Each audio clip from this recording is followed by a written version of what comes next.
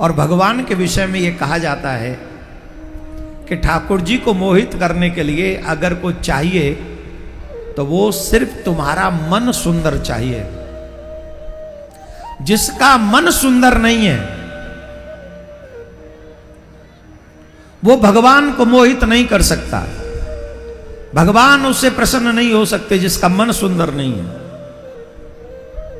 आप अपने मन को तैयार कीजिए। आपका मन ठाकुर जी के योग्य होना चाहिए। मन का भाव सुंदर होगा तो ठाकुर जी आप पर मोहित होंगे। कौन कौन चाहता है ठाकुर जी आपसे आकर्षित हों, या ठाकुर जी आपकी सुने, या ये भी चालो कि हम ठाकुर जी से प्रेम करें? कौन कौन चाहता है? नहीं, जरूरी नहीं कि सबको हाथ उठाना है। It's your wish. If you don't want then it's okay. Who forcing you? No one can. Just you can try. भगवान से प्रेम करने की ट्राई कीजिए। आपने जिस से प्रेम किया उसने आपको ठगा है। जिस से आपने प्रेम किया उसने आपको ठगा है। और सच बताएं, आपसे प्रेम किसी ने किया ही नहीं है।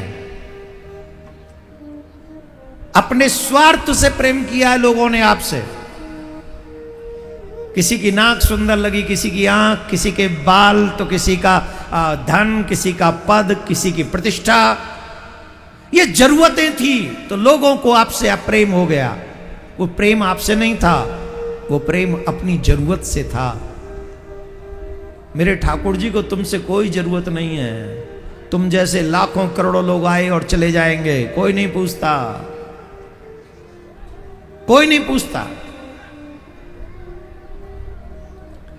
लेकिन अगर तुम ठाकुर जी से प्रेम करोगे तो मेरे ठाकुर जी तुम्हें देखेंगे। मन निर्मल होगा तो ठाकुर जी देखेंगे।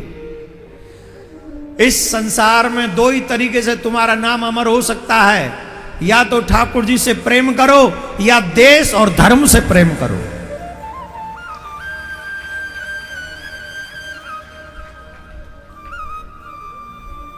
आई रिक्वेस्ट यू,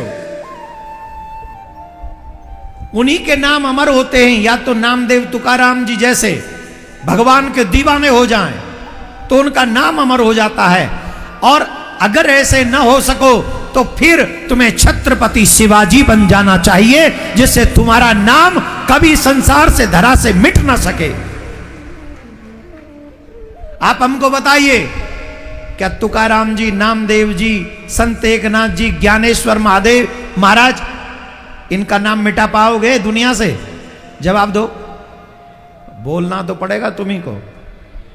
जोर से बोलो, क्यों नहीं मिटा पाओगे? उनके हाथ में तलवार तो नहीं थी, उनके हाथ में धनुष तो नहीं था, उनके हाथ में कोई शस्त्र नहीं था। उनके हाथ में क्या था? उनके हाथ में थी खड़ताल, उनके हाथ में था एक तारा, और उनकी जिब्या पे थे विट्ठल का नाम।